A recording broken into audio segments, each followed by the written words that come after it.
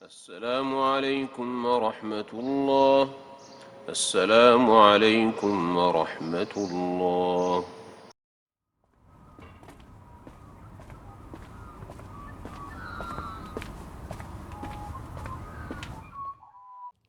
Assalamu alaikum everyone. Welcome to the Masjid Carpark podcast, episode 10. Okay. Absolutely no reaction on that one. Let me start Walaikum again. salam, I think. That was purely to annoy Shaykh Khalid, Assalamu which alaikum. is always funny, but let me do that again. Assalamu alaikum. Welcome to the Masjid Carpark podcast, episode 10. Walaikum salam wa Walaikum rahmatullahi salam wa wa barakatuh. rahmatullahi. How are we, gentlemen? How was that start intro for you, Shaykh Khalid? It's a bit weird. Did you love it? It's different. Absolutely no words, according to the big man himself. What's been happening this week, guys? Lockdown, mate. Lockdown. That's yeah. why we're doing this on Friday. Lockdown? 5 days snap lockdown. Yeah, I've been sick all week. So my lockdown's just been laying in bed. What do you think? Was it necessary or unnecessary? Look, the way after last year, I think we're at a stage of better safe than sorry. Mm. But more to the point, was the Australian Open necessary? Yes. The Masjid Carpark is a KU Studios production. KU Studios is a Madrasa Kashful Ulum initiative for the Australian Muslim community. Kashful Ulum is the only full-time non-government funded boarding madrasa down under. It relies solely on contributions from Muslims who want to be part of the development of deen within our community and our country. Please go to supportku.com to do your bit and contribute. Very good point. Yeah. do you understand what I'm There's saying? mixed messages. That's what, it's not consistent. Yeah. I think the people that are very upset at the moment, I think there was a protest somewhere. There's always a protest. There's a protest against the lockdown and the refuse to, and some people think they're in America. But having a look at their situation, and then specifically because this was a UK strain that came in, having a look at the UK situation, and I deal with the UK like people. Do you speak to people from the UK? Yeah, from London and from other places, and looking at their lockdown, because we have to order books and things from there, for madrasa and stuff, and everything is affected. The whole life is like it's worse than when we were at our peak lockdown last year. In what way? Oh, just it's the level. The level is much higher. The restrictions are much more, and the death rates are very high. But Because regarding look, it takes one person. It just takes one person to spread it, right? Let's say one person's virus is extremely infectious, goes about town.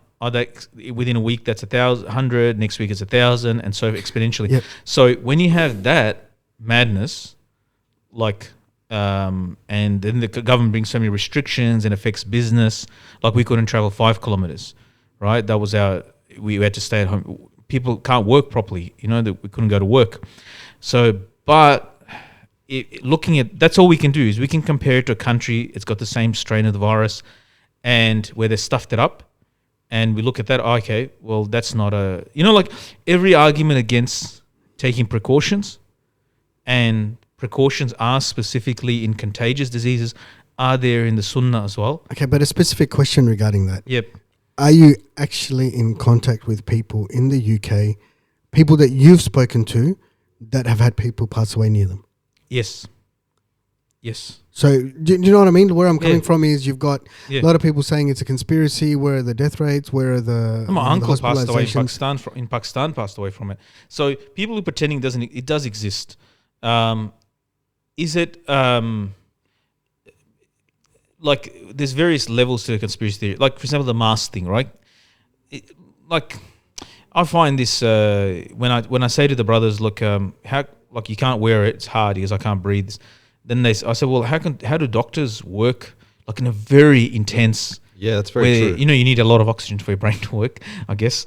And And they're there for hours, 12 hours, just operating on a table with their masks on. and how do they do it? Like, why is it that why would they? And this has been happening for like a century nearly. So that's one. So we can put that one aside, and it does reduce infection. That's known, and that's it works. It's put that aside. Let's put that aside. That's one issue. The issue of should there be people say it's a pandemic, whatever. Is it really? I don't give that much credit to human beings that they can plan that well. Yes, it is possible that autocratic regimes could take advantage of it to control the people more. That's always a possibility. Human beings always do that. So, but other than that, like, it wouldn't benefit them as well if you created a pathogen, type of virus, and you kill the economy, to kill if you kill the economy and you're a rich man, you're just going to become poor. So but during this whole economic crisis, the average person's income went down, but the billionaires actually doubled. In some cases, doubled their wealth. Yeah. I'll tell you an interesting story. So that looks suspicious. That should be looked at. Yeah, that should be looked at carefully. That is a problem there. But that's a problem that exists, predates the pandemic. That happened in the GFC. It happened during the global financial crisis. It happened during that as well. So they were giving the golden handshakes and to the CEOs of these companies, and when there were the bonuses, they're the ones that stuffed up everything. So. Actually, an interesting thing, the other day I had to go for COVID testing. Not that I've got COVID, I'm clear, just to let you know, but just for work. So if we even get a sniffle, what we have to do, we just go get tested, just so that we're clear, because of the nature of the game that I'm in. And I had two options. One was going down towards the city, and the other option was another suburb, which is notorious for COVID-19 deniers, right? And I was just like, and so I made the decision, and they were both drive-through. I just couldn't be bothered getting out the car. So I drove a little bit further and went to where the COVID-19 deniers were. Mate, not even, I had two cars in front of me. And I said to the guy, have you guys been busy? And he's like, mate, we're surrounded by hotspots. It hasn't been as busy as we expected. I think the city's busier. And I was like, alhamdulillah, I made the right decision to come to here. So that's still there. However... You know what else is suspicious?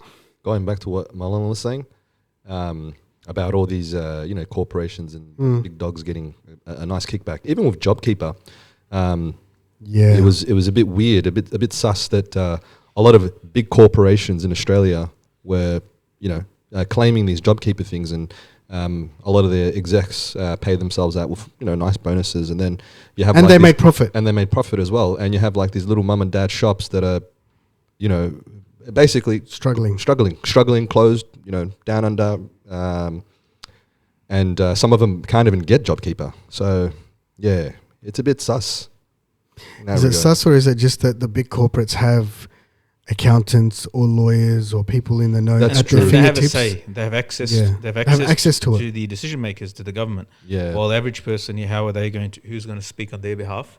They might have one Green member somewhere to talk sort of on their behalf, but other than that, local member, local member, maybe they speak, but really they, it's the big guys. They have that. It also depends how close we are to the election, and if you've got any sports stadiums that need being built. Did you see Kevin Rudd's thing today? Yeah, I started watching it. Senate inquiry. I started watching, but I didn't watch all of it. I signed that petition. I think it was sent a while ago. I saw someone's comment. I feel nervous for him, for everybody that he's going after. Yeah. Like, what did he say? He goes, "We're not allowed to say the M word, Murdoch." Yeah. Really? No, I mean, he's just saying. He goes, "Why didn't you do more when you were prime minister?" And on this one, Turnbull from Liberal also is with him. Yeah. Yes. So that's kind of amazing as well. And they're going, I good on him if that's these guys. He says they're going to make it like Fox, what Fox did in the US for Trump. They're going to create that situation here in Australia. I don't think Australians are that. I think Australians are generally a bit more smarter than. No, but when it comes to the media, your average person does believe whatever's said on the news. I reckon Australians are a bit more skeptical. A current affair is one of the most watched shows in Australia. Yeah, but current affair is not really hard hitting, and it's not a tabloid style. But that's what everybody. News, it is Sky News. No, Sky News is a little bit. I know what you're saying about current affair and Today Tonight and all that, but that's not. Today Tonight. That's not Sky News. If you go to Sky News, you have to. Yeah. But the thing is, these guys are moving towards that. That's what he's saying. Yeah. And if you look at some of the stories that are done on a current affair or Today Tonight, it's a joke. It's just like, do you seriously believe what you're saying right now?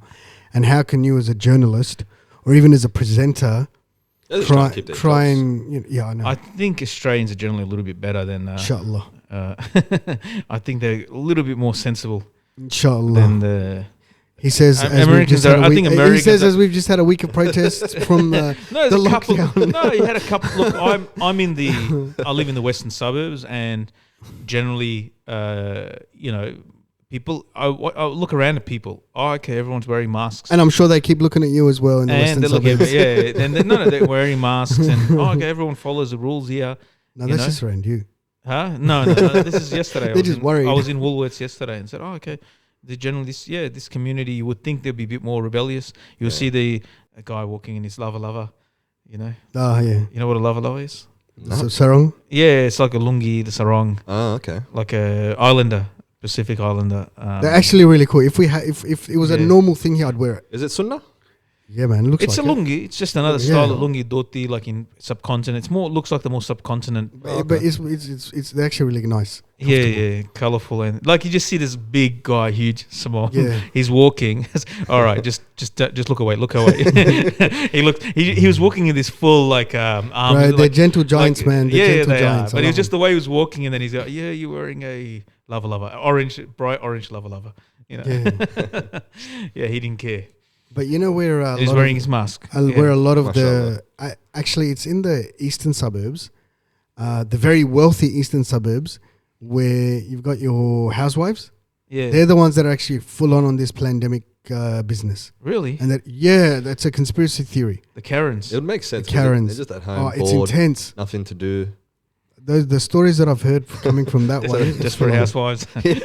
That's what came into my head. Just picturing them just plotting and planning these things that aren't I real. don't think they. Yeah. Did you guys watch that show on what was it? The end of, and it's on Netflix. The end of 2020. What? I can't remember what the name Where'd is. you get that from? About these housewives in the eastern suburbs. I met somebody that I've met a few people, but one of the people I met she was a hairdresser. It's not really a very good representation. of the Every eastern single suburbs. person that sits on the she was saying about. every single lady that sits there hates Dan Andrews because he's stopping them going to their holiday homes. So you do have some. No, I've You have got a source. I have a source. I've got a few sources. Yeah, all right, good. For good. this, I've got a few sources, and It's a hairdresser. the mind blows. They walk Chain of in narration. without a mask on, and that he's destroying everybody's life, and it's just a way for him to get control. And I'm just thinking, you just want to go to your holiday house Yeah, because you can afford to, be in your house, yeah. or because you can afford not to work for 6 months. But then you've got the So flips. no, but the back to the lockdown. Avalon Airport is offering. that's right. Mr. Fox. Yeah, Lindsay Fox and offering to build cabins. Well, he's got 160 hectares. That's actually a very smart idea. Yeah, It was either If cabins or caravans. Had they done that from the get-go, when this whole thing began, I think we would have been we're still in a very good situation, but Yeah, mashallah. the initial lockdown, we probably could have avoided it, but they it's all could. from Allah. They would probably do it because it'll probably work out cheaper than putting them in hotels. Yeah. Well, the plan is they cook their own food. They have their own kitchenette, so you're Yeah. not supplying food. They can just set up tents. Yeah, well, it's tents or caravans. That's what they said. So they've got outside space as well. The rooms aren't right next to each other. Camping. Yeah. Oh, mate.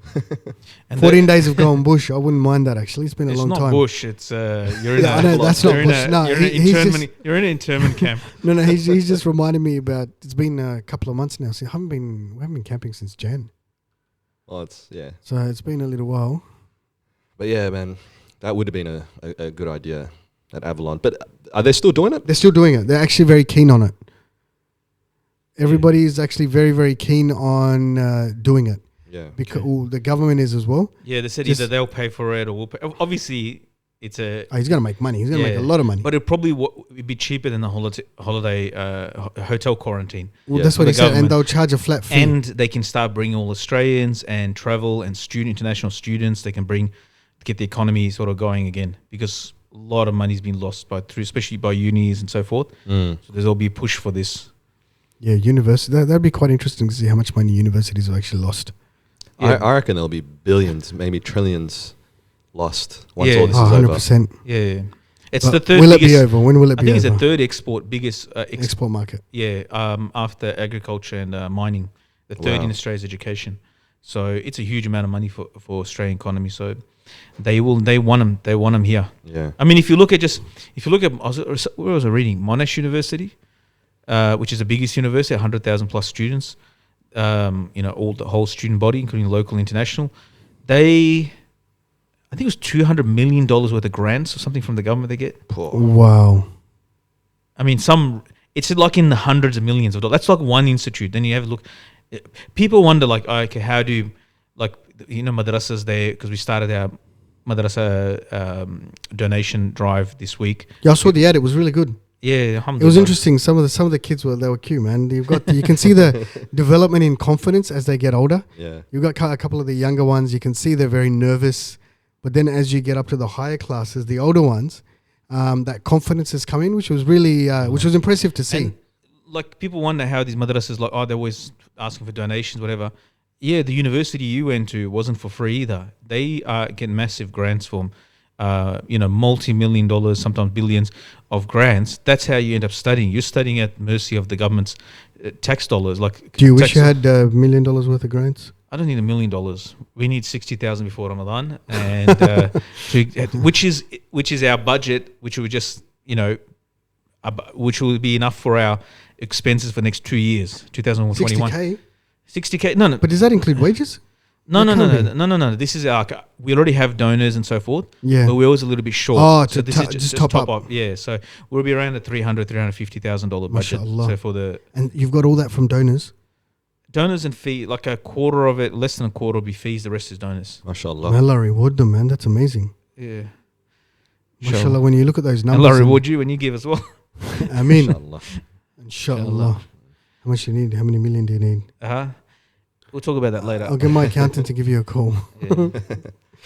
Right. Alhamdulillah. What I'm saying is, like, that's how things are. It's an investment for the country to invest in universities and colleges and so forth in their. It's an investment for them for the long term. And then business, of course, all these people that are coming from, especially from Asia, they're coming here in hundreds of thousands, and then they're spending here, living here. And then and if they develop an attachment to Australia, especially the rich ones, they buy properties here, especially from the Chinese market when students are coming here. There are students whose parents buy their house, they buy them a house. Well, there was one student whose parents bought him like a $23 million penthouse in the middle of the city for him to study here. That's a bit excessive. He can afford it. He can afford it. Yeah. Apparently, it was just like it's one of the city buildings, and it's just the whole top floor of it. And it was one of the highest. This was last year or the year before. It was one of the highest apartment sales, like by cost. I don't know if I had lived in such a place, I wouldn't be. It'd be hard to get me to study. Mate, I don't think that it's just that degree. Just to get that degree before you go home. Say I've done this. Yeah. Right. That's it. So I don't think the dad's expecting HD from him. It's like, mate, just pass. Right? You know what I mean? Just get through. So that's take probably over the family business. Yeah, it's not like back in the day. I remember Zheng He, known as Zheng He, but he was actually Zheng He. Zheng He. He was actually as a student. He was taken as a slave. Was at the age of 13? He was an international student. He was not an international. So Zheng He was he was an international student to China. No, he was a Chinese Muslim. MashaAllah. In the 1400s. He was a Mongol soldier. blood. He was a Mongol. He was a soldier. His ancestors were Mongol. Was a Mongols, a Persian background. They lived under Mongols and served the local Mongol ruler. Because of that, his father was killed, and then he was made. He was castrated, or he was into a eunuch, and then he became a soldier in the army of the. Who became Yongle. I think that was the emperor of the Ming dynasty, the second rule of it, and then he became he rose up through the ranks until he became a general. And then he became the head of the admiral and the head of the they call it the treasure fleet or something like that. So this treasure fleet was like 500 boats, and the ships each one the size of a football oval. Yeah, 400 meters long by 120 meters wide, and about 25,000 people altogether. It's like a little moving town city. Imagine being like a person in that era, and then seeing this thing. Red sails, like silk sails, and just arriving, just a little, like it's bigger than your Fishing town. town. It's double your town's population. Just arrives on the border, but it's unbelievable. It's worthwhile a read, and he interesting. Like if you read about his journeys, but then it stopped by the Ming. There's the next when the emperor died, then all of that, and he died. That was the end of those journeys. They built then they built the Great Wall of China, and that's where all the money went. That's where all the money went after this fleet. But he was an amazing person, like all the. But it was more. It's not like he was an explorer. He wasn't an explorer. No, he wasn't. And he was basically expanding the very similar, Ming very dynasty. interesting, like how the Chinese government now they expanded their borders, maritime borders, like they just ignored international law, because if you look historically, China, the various dynasties, they exercised and they collected tributes, and that's what he was doing. He was collecting tributes right up to Ceylon or Sri Lanka today. They were collecting tributes. All right, you're under our protection. We support you. We like you. Pay us money. Yes, like we are here to protect you. Stop fighting. You two stop fighting. All right, you're the good one. We'll support you, and we'll do business. We'll do business with you. And he goes, and it was all about business. Yeah. It's very interesting, very similar to what's going on now in the region as well. That's why Australia's up in arms about them expanding and flexing their muscle in the Pacific Ocean with the Pacific Islands. Yeah, they're building a lot of factories. Where was it? There's a lot of which country was it? Tonga, or Samoa, one of those countries. They went in there immediately. Australia's up in arms. It's in Parliament. This is what they're doing, and those are independent states, but they're coming under the control of the Chinese. Well, they're building a fishing factory where there's no fish. Where? Or it's in one of the Pacific Islands, and they're building. What they're saying is they're actually building a port for fishing boats to come in, because they're going to build a fishing factory there. However, and no fish there. The port that they're building is massive. It's not for fishing boats, and that's a cause for concern.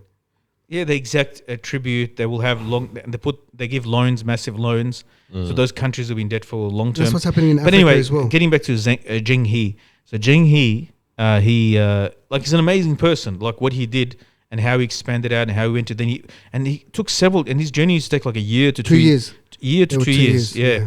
And a whole army traveling for 2 years, and then he went to Arabia, Hormuz. Then he went to Yemen.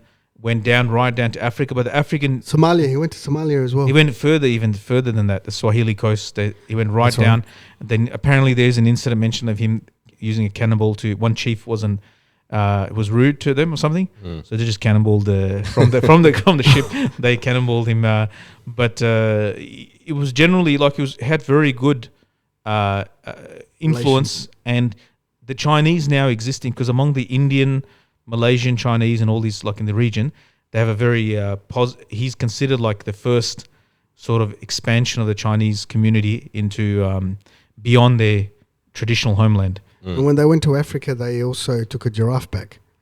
And that's right. This giraffe was known, like, I think there was like a dragon or something like that looked very similar to the giraffe, that showed that the auspiciousness of the king. The auspiciousness of the king. So now that this giraffe was in the palace, it was like, nah, the king's got like God-given right to do whatever he wants. Yeah. Because he's got a giraffe.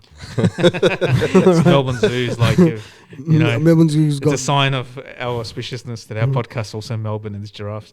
Anyway. So what, do we need to buy a giraffe? Yeah. Where are you going to store it?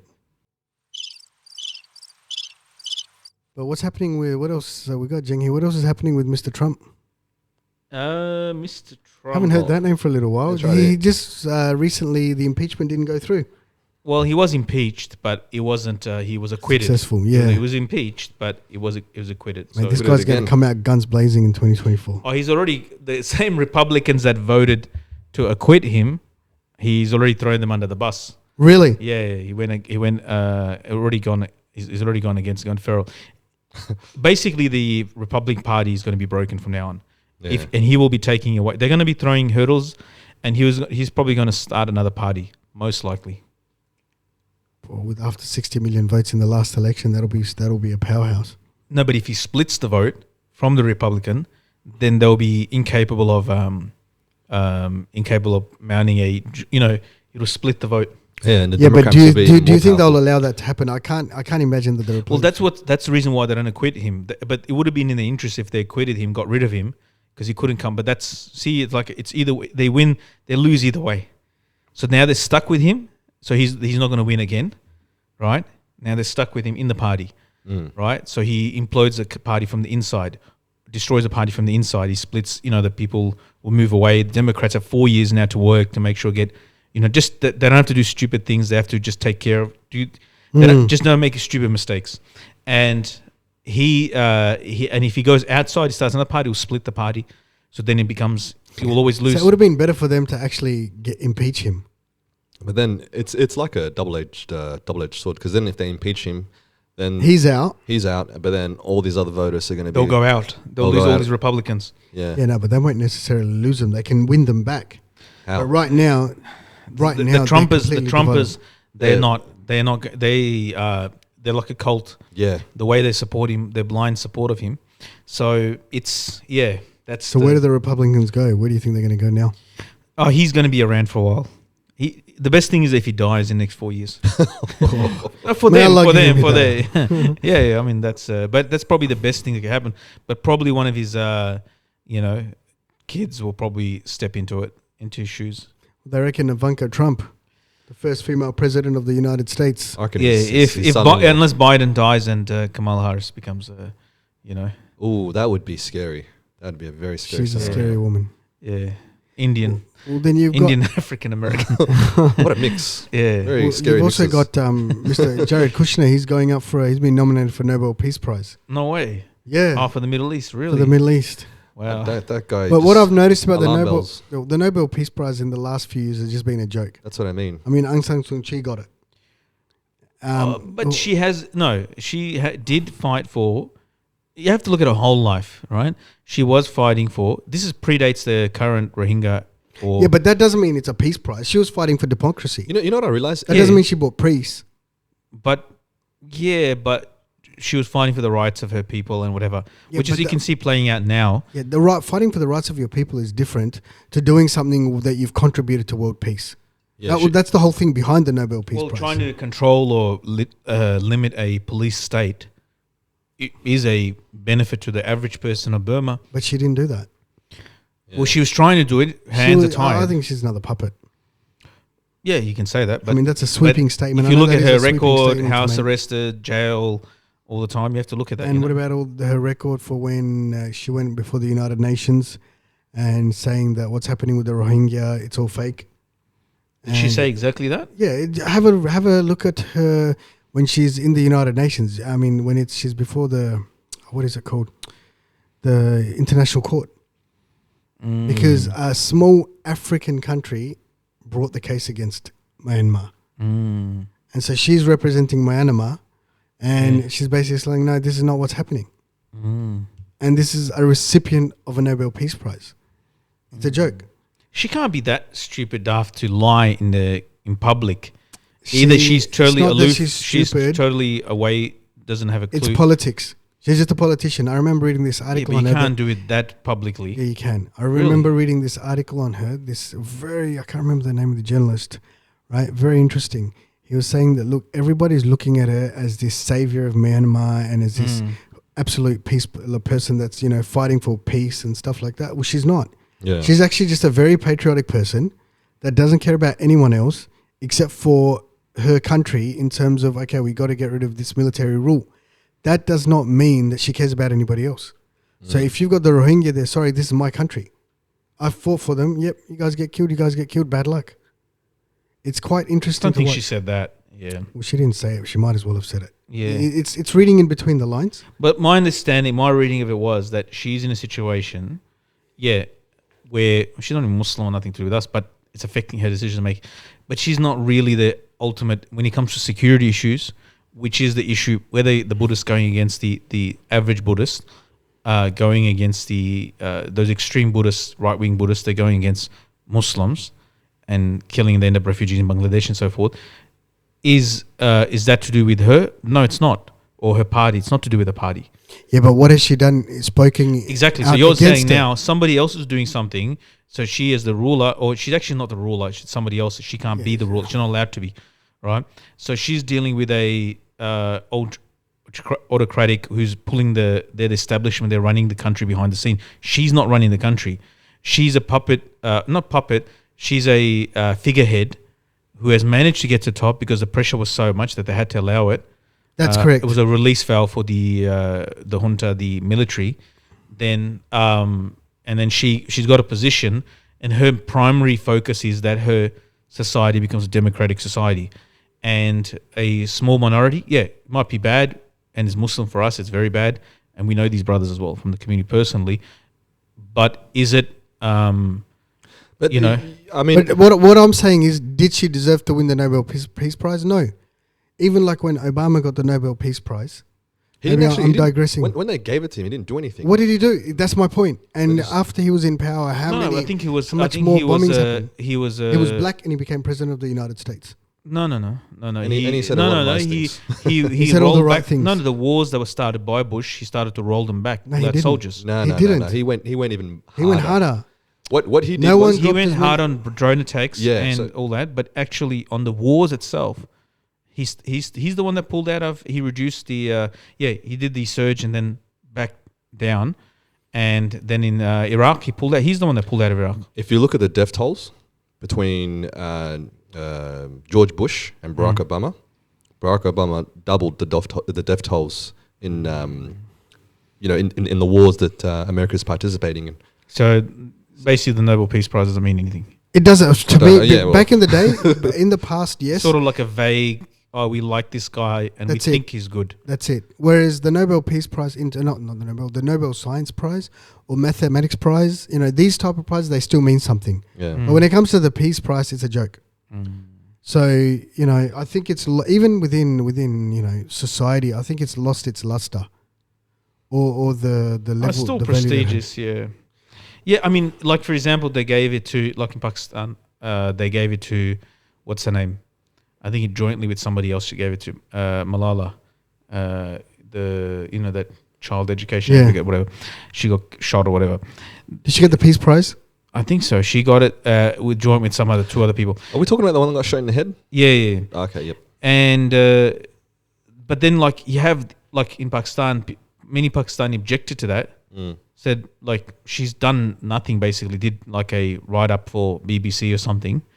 And then if you look at in Pakistan, like there's a person called Eidi who basically ran tens of thousands of orphans, ambulances, like for 50. He's like a poor man who set up a whole ambulance system. Like he had nothing himself. He just helped the poor his whole life.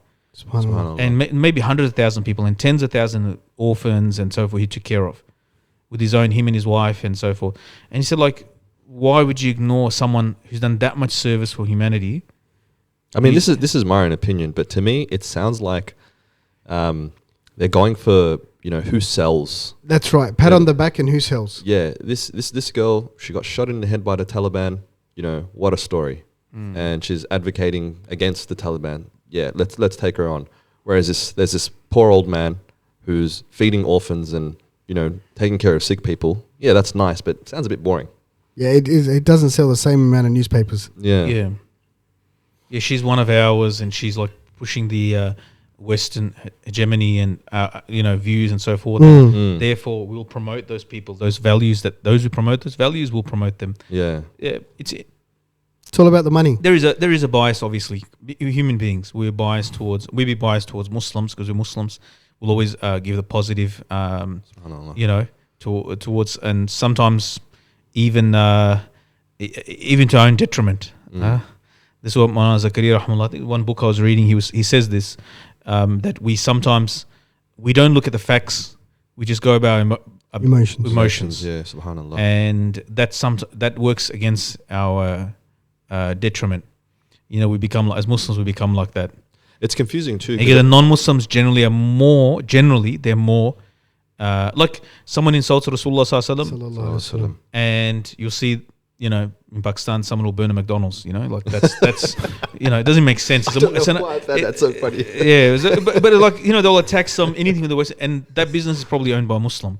The French that specific restaurant probably owned by a Muslim. Yeah. So we just destroy his business because like it's just anger without any logic or aql to it. Yeah, we get the emotion, we get the sentiment, but see, he talks about this. He goes, the aql is like it's the greatest gift that Allah has given to human being, like to rationalize things. Subhanallah. God, I wish I'd rationalized Bitcoin back in the day. I remember I was telling Lata this. I remember in 2000. But that's about anything like Facebook stocks and Twitter or anything, Google, or when Google came out. In hindsight, you're like, damn, 2020. I wish I should Yeah. have But done that. when before Bitcoin or Tesla. No, but day before yesterday, I did research. Right, the first time I heard about Bitcoin, That was 0.00 something. 0.00 I think 08 cents. Oh. Right? And I remember reading an article about this stuff when it first came out, and I was like, "This is crazy. Who's going to be looking at money on the internet?"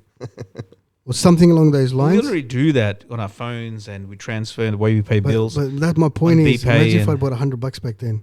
But you can say that about anything. Like, see, the Bitcoin thing is a little bit deceptive. It's because it's money, because it's a type of currency now.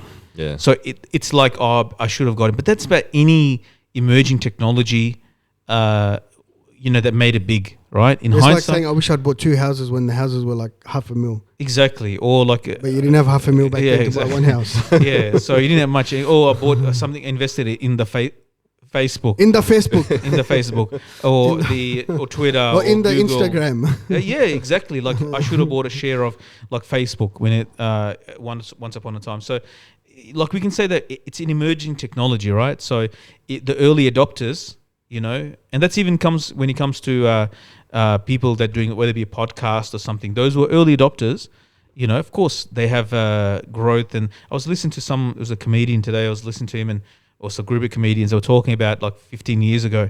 They booked the whole theater. Now they're big comedians. They've got like 500,000, 1 million followers on YouTube and so forth, their own channels. But he said that time they booked the theater, and he said, we could have just told the people each person will get their own row. Yeah, well, Because nobody came. He goes, we actually- booked the whole theater, like a proper big theater, Yeah. and he goes, like 20 people turned up or whatever. So the thing is that those people, they worked hard, and that's what people don't see. They worked hard for 15, where they are now, is they're early adopters, but at the same time they worked hard to build up what they have now. It's not just that's a little bit different. It's not just early adoption, but also it's hard actually Research behind it. can see the future. Like, okay, there's potential in this thing. That's like Warren Buffett and these angel investors and these in Silicon Valley and so forth. They come and they invest in an app or something. They look at they have their own matrix of studying new technology, new ideas, new apps, and whether it's going to make simple thing. Just look at some of these games, all right? Among Us. Among Us, oh yeah. Yeah, look at that game. I've never heard of it. It's the most silliest small game, like such a like in terms of graphics, it's such a simple game, Yeah, but it's very complex. but it's because- like billions of people play it. yeah. What is it about? It's you pretty much you're in a sort of a setting. So, for example, you're in space, and then amongst Jews, they're imposters, and you have to find the imposters, The kids play that. Yeah, and the imposters kill you. and it's before- like four. Yeah, the kids it's play four it. guys. It doesn't even look like a computer game. It's four guys. It's 2D. And you gotta like argue your point as to why you're not the imposter, but you gotta pretend that you're not. And people are like, no, you are. I saw you. And you're like, no, I didn't. No. So it's interesting. But yeah, It's popular amongst the kids right now. Yeah, and it's popular. It's popular, and then on the other side, but the things the guys like. I saw a tweet from I think the makers. So yesterday said, we just added the 5th person to our team, programmer. There's only 4 guys. And Really? this game is like worth billions now, right? Yeah. So same with like Candy Crush, if you remember, or Angry Bird, right? Candy Crush is still very popular. Yeah, it is, yeah. Yeah, grandmas even play it. But the thing is that it's such a simple concept, right? But it just caught on, and then those companies when they go Yeah. public and so forth, they're worth billions. So if you somehow had a chance to invest in it or something, then so it's that's the nature of all these emerging things. I think Bitcoin. You would have been made fun of if you invested back then and you told anybody. In what? in Bitcoin. Yeah. I don't know. That's my opinion, because it would have been, especially if you invested like a decent amount of money. Like, Mate, $200 would have been a decent amount of money for now. yeah. I mean, that's if you caught it right at the beginning. I saw Yeah. someone put something up from like a 15 years ago from a competition, like a video game competition or something. So the first prize was like $1,500, $250, like that. Yeah. And last prize was like 5 Bitcoins or something. Really? Something that was for the Wow. loser, the guys came at They the got bottom. 5 Bitcoins. They got And I saw on Reddit as well, this guy, he was it was just like this text about from 2016 or something like that. He'd sold his Bitcoin for $8 and he was like, oh, I wish I'd held on to it rather than selling it for $8 when it was at like $50 or something like that. Right? Like, don't be that man. guy. But like wishing, because I wish I did this and I wish I did that. There's no if, yeah. Yeah.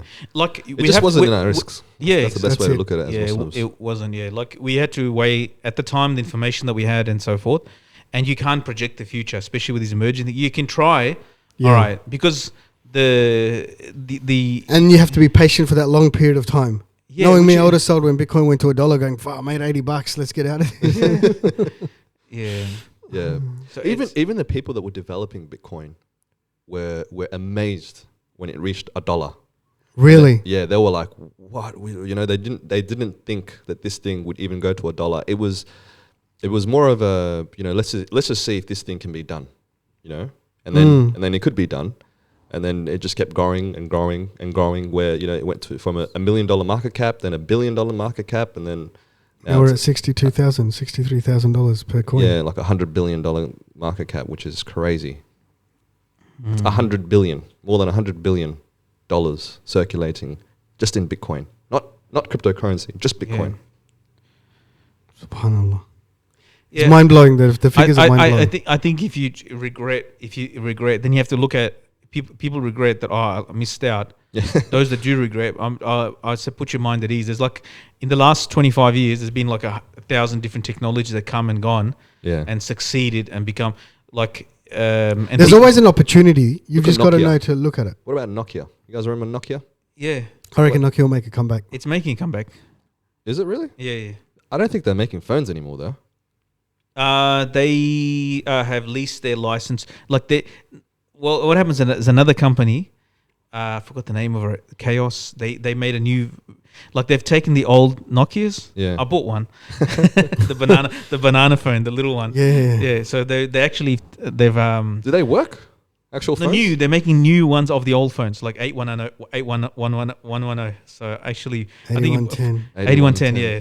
Then you got the 2110. You remember Banana, that the one? yellow one. I bought one. My favorite was the little 5110. The 5110. That was the classic. The little tiny one. Nah. The 51 is like it's a brick. Oh, okay. It's the first one that had the snake game on it. Yeah. I know the one you're talking about. Yeah. My first phone was the Philips Fizz.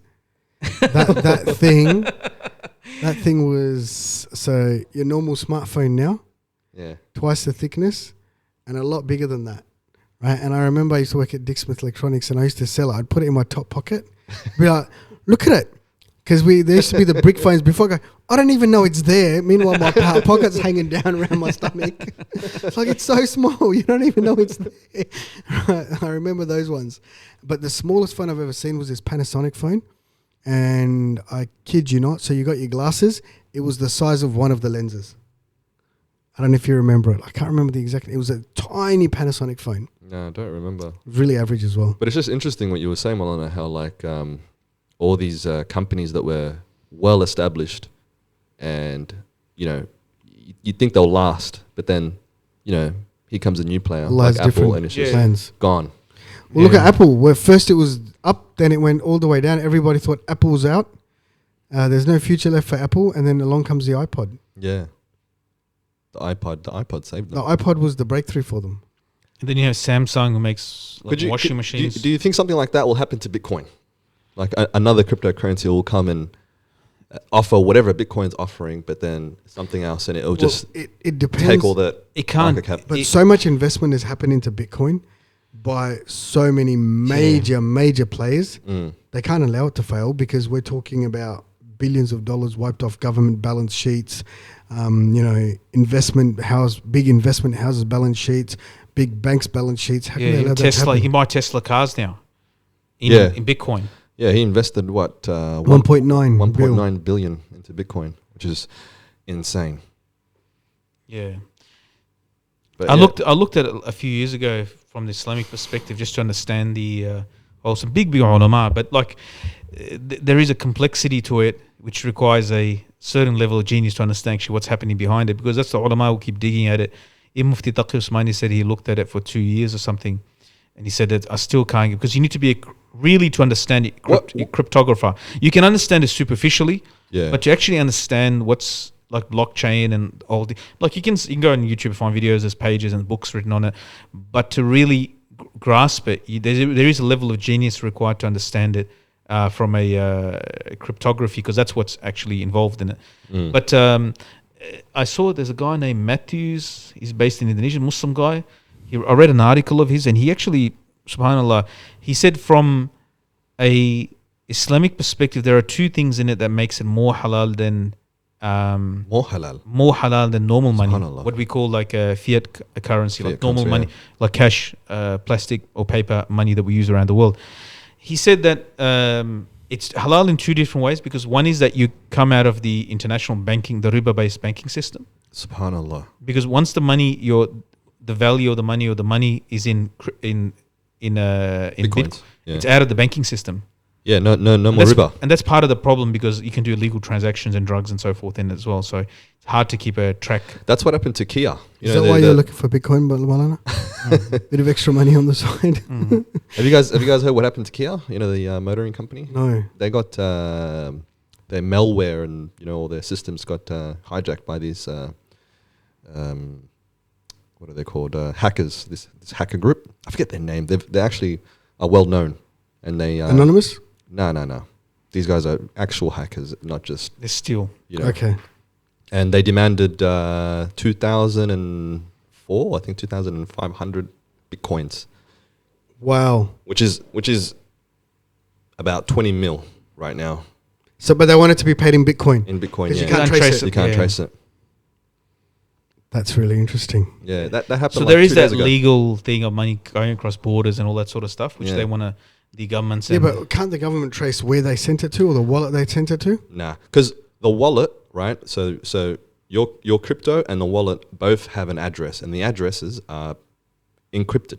Hence the name crypto, right? So it's code. It's code. So yeah, but if I send it to you, I know I'm sending it to you. The only way you would know this address at this location. Yeah, the only way you would know is if you knew my address. If you knew my actual encryption email. Like if you actually knew his. Oh, okay. You know, 1 2 3 4 LLLK 1 2 3. The ledger doesn't. The ledger doesn't show that. So they don't get your email address and you're sending it to this wallet. It's just this is the number you're sending it to. Exactly. But that number we don't know who's got it. Exactly. Yeah. That's what makes it interesting. That's a mind blow. Yeah. So that was the first thing he said, is halal because it's out of the international banking system, which is all riba based pretty much. And the second thing was that it's out of the fractional banking. Like fractional banking is the government's. That's like so scary. 10% that the bank only has like 10% of the money as reserves. So if you walk into your local bank and say, I want all my money, let's say if you have $50,000. They probably won't have 50,000, or you know, they probably won't have any money there for you. And that's what happens when banks go under, right? Banks like when there's a run on a bank. Yeah, so if everybody goes in there try to withdraw their money's not there because they've lent it out to people to accumulate interest, mortgages, and so forth. The crazy thing about so he said from these two perspectives, it's actually more halal than actual normal money, fiat currency, like cash. With this fractional banking system, say I put $100 in the account. Yes. Right, the bank keeps $10. Yep. Gives out $90. Correct. Now, say you borrow that $90 Actually, that's incorrect. So if you give them $100, right, they can. Actually, no, sorry. Yeah, I take that back. This is just an example, the $10 thing, right? Yeah. Now, and then the bank gives you $90. Yes. You go deposit that in another bank. Correct. Yeah. That bank only has to keep $9. Yep. And then they give out the rest of the $81. Exactly. And it keeps going. And if you actually have a look, that money that has been lent out has been exponentially increased. Yeah. But the reserves are minimal. Yeah. And this is why when there's run on banks and when there's financial crisis that hits so hard, because it's all built on just numbers on a computer, really. Yeah. And they're relying on that person to pay back that money. And But they've they- predicted, okay, there's a predictable market, predictable economy, and they're hoping that's why GFC or any of these things are the rare events like depressions and recessions. So when everybody, and not everybody usually, especially in Western countries, generally, they don't just go straight, like in third world countries, yes, they do. They try to get all their money out quickly because they know it's going to collapse.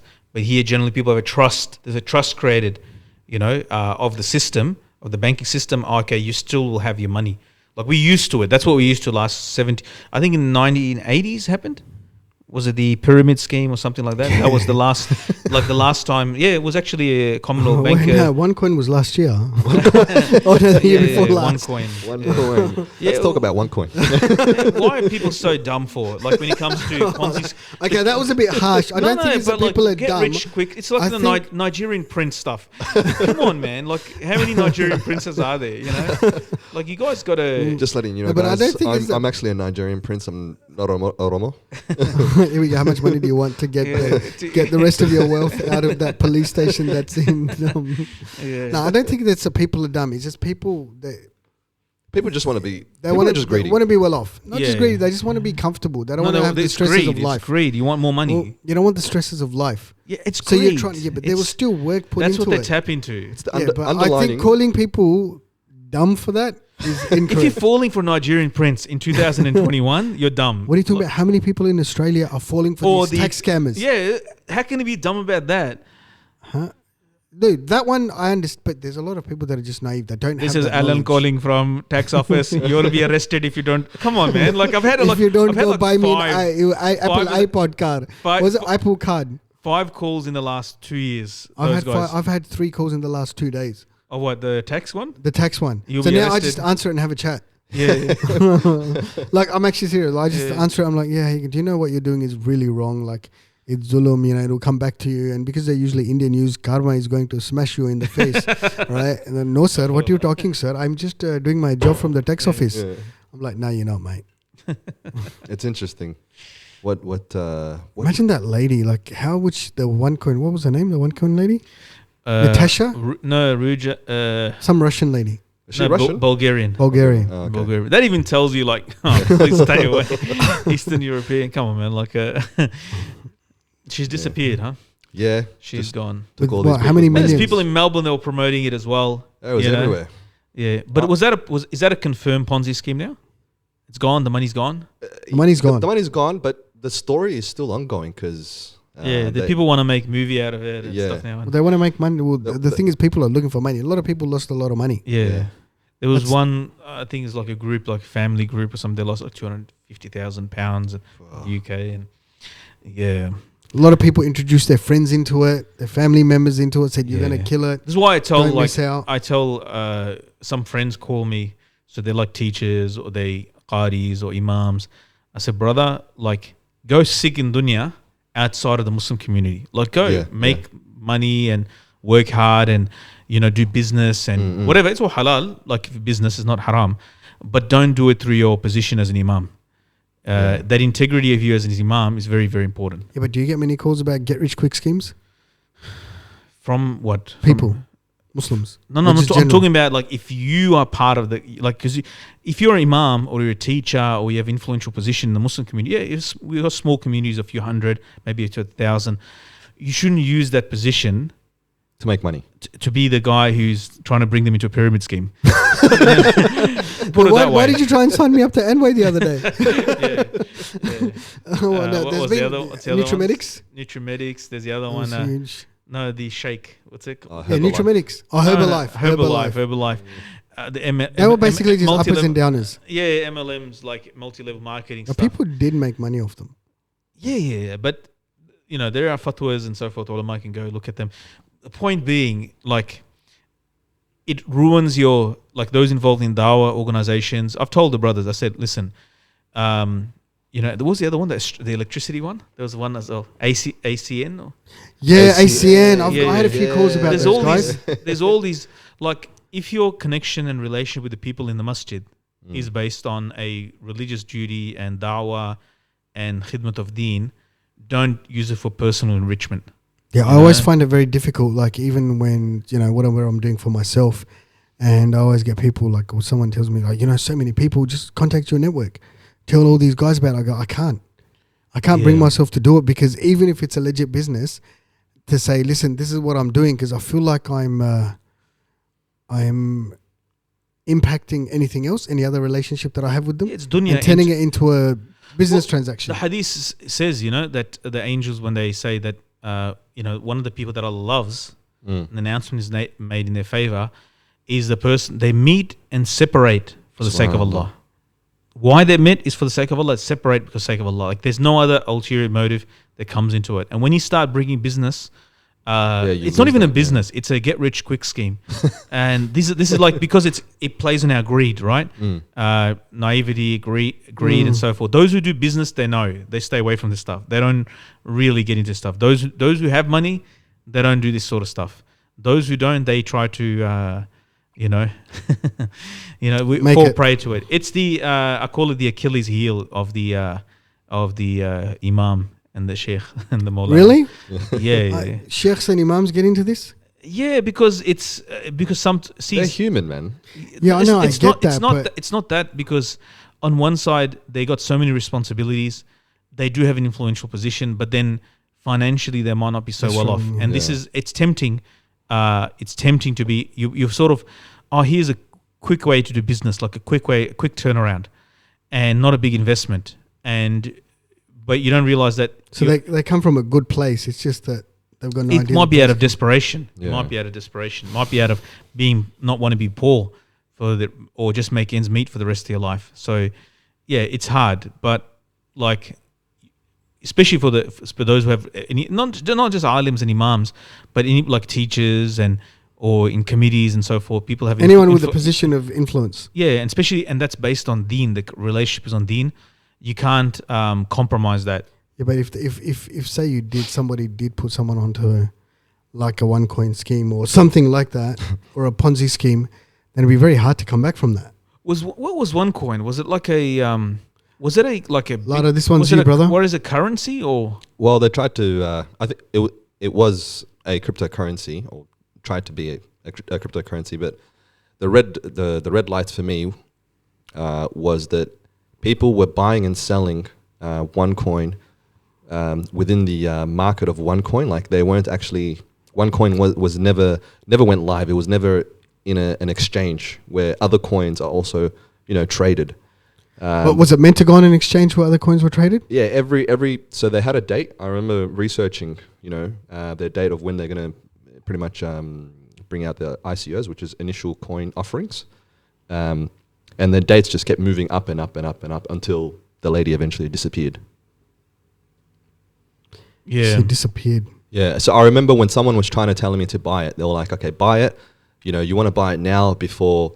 The initial coin. 19th of October 2019 or something. Yeah, they were trying to convince me to buy it before the ICO came out, and I was like, no, I'll buy it when the ICO comes out. Because then I know that it's no longer a scheme. Whereas, if it's just being traded back and forth between holders of Onecoin within their own little exchange, it's like, what if the person who runs that exchange or that domain? I'm talking about what's her name again? That lady. Anyways, Ruja, Dr. Ruja something. Dr. Ruja just pulls the plug. Which she did. And then there goes all your money. But yeah. It's a scary place to be. Was that where was that mainly based? World. But where was it what was it based? Don't know. I think it was they started it in Dubai. Nigeria. I'm pretty sure they started it in Dubai. It was launched in Dubai. Prince Akeem of and then Zamunda. Speaking of which, number 2 is coming out. Yeah. TwoCoin. Yeah. TwoCoin. No, not TwoCoin. What was it coming to America too? The equivalent. Oh, yeah, true, it is. The equivalent in Pakistan that we had was the Muradaba.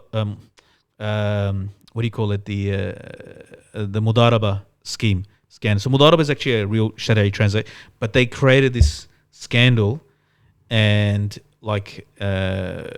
billions, and it was international. But basically, what they used was like a whole lot of ulama got caught. They thought it was just basically a way to invest money. It's invest in projects, like building projects, so we can put in a small amount in, and then when the building is done, then of course it's sold and you make a profit. Seems like legit, but it wasn't. Behind the scenes, it was just it was a Ponzi scheme, you know.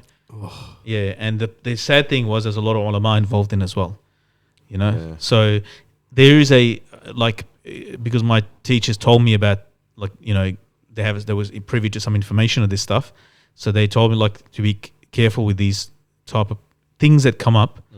Is Muslims have to be street smart. But thing is, like, because our community in Australia, like, we're labourers or blue collar workers, or office workers, most of us are not business people, and because we're not business people, it's like we're not sharp, we're not as street smart, and you know, like Muslims can be taken for a ride as well. So it doesn't matter if it comes from a sheikh or non-sheikh, if it's not like actually, you know, beware of get rich quick schemes. If it sounds too good to be true, it's probably not true. Yeah, it's probably too good to be true.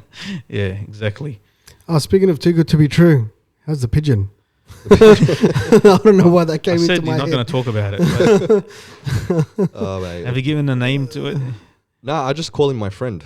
My friend. Yeah, because it's like, who knows? Maybe he's got his own crew, his own name, his own identity.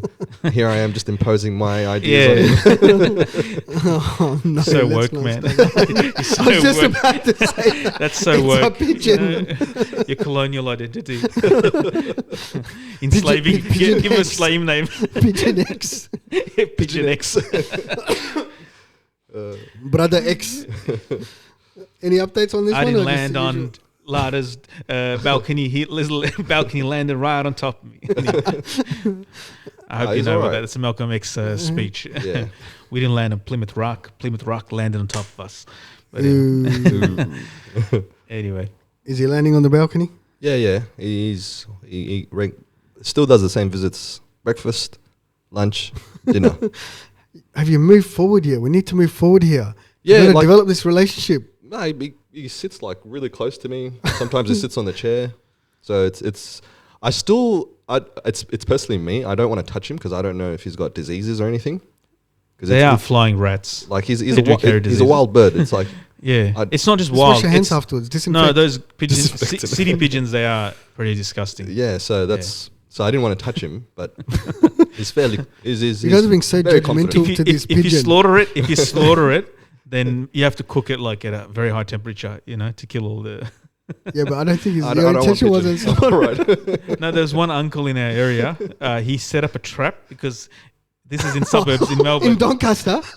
In the suburbs. He set up a trap. I think he got in trouble with the council already. So, but he's moved from that. He's moved to that. But what he did was he set up the pigeon used to fly up the hill and up to past his house.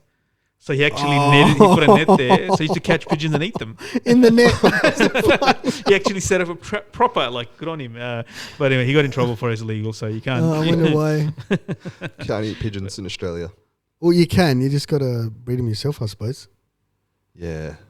Could you imagine the things that they're carrying? Pigeon X. They have that. I saw it in Egypt. The pigeon. Apparently, is it squall? There's a word for it. But it's a baby pigeon that's been fattened up, but he can't fly. Oh no, I know what you're talking about. No, it's not a pigeon. It was in that. No. It was actually in Billions, that TV show Billions. No, I never watched. Yeah, it was in that. They were eating it. No, it wasn't. It's not a baby pigeon. It's a baby. It's a pigeon that's been raised. It's expensive. It sounds expensive. Sounds like one of those. It's another name. It's very expensive. It's another name. So we've gone from Lata's pigeon's friend. Now we're talking about eating. To now we're going to eat it. Like that's just feral. Mashallah. So you're out chilling next to him. Yeah. He's always chilling. But there's another pigeon as well that's always lurking around. But he's jealous, bro. He wants to be part of the clique. Who knows? He wants to be part of the crew, Lata. What are we going to do about it? The food's there. You can eat it. It's not like I'm going to hurt him. What if the other pigeon's bullying him? Yeah. No. They call it squab. Squab. Is a young domestic pigeon, typically under 4 weeks old. We're reading directly from Wikipedia now, ladies and gentlemen. The meat is widely described as tasting like dark chicken. It's probably Scandinavian origin. So yeah, it's a. That's a bit full on, man. The white ones look nice. They look clean. Yeah, but This is because they're but white. they like overfeed it. Like it's like that doesn't mean if you think it's about it- clean. But if you think about like it, coronavirus, the table's clean. chickens are 6 weeks old, 7 weeks old. The ones that we eat. Yeah, but they're fake chickens, man. They're just. full I of know, hormones. but they've been overfed for 6 weeks. They're still chicks, but they've been fed so much, Oh, and they fatten them up since like 6 weeks. That's it. Like that's what you're eating, a whole chicken. So it's not even actually a fully developed chicken. I always thought they were fully developed. I didn't know they were just. No, they're babies. developed, but they are still chicks. 6 weeks, 7 weeks, Wow. 7 weeks. I think. That's 7 why weeks. was the organic ones are the better way to go. Free range. Yeah, whatever. But that's what we're eating is those anemic, Do you remember the one that sick we had chickens. in Solomon's? Which one? We caught we bought one, a rooster. Oh yeah. That thing was tough. Yeah, because they're actually not wild, but they're not. Yeah, it wasn't what I They're expected. not full of hormones. Yeah, it wasn't what I expected. They're not full of hormones. Really chewy. Mm. It's interesting. But anyway, so we got pigeon on the menu for this next week then? Squab. SQ. Maybe you should call your pigeon Squab. Squab. Mr. Squab. Mr. Squab. Yeah. And if he knows what it means, he's going to be like... I saw it, like I was in a market in Egypt and I saw, okay, they're selling pigeons, but that's, they cook it a certain way. So it's not like a delicate, but they consider it delicious. So maybe it's the way you prepare it. See, there's some recipes here. All right. So, on that note, thank you for joining. Please like, subscribe, and press the bell icon. And leave any suggestions in the comment section down below. Have an awesome weekend, ladies and gentlemen. Assalamu alaikum wa rahmatullahi wa Wa alaikum barakatuh. salam wa rahmatullahi wa barakatuh.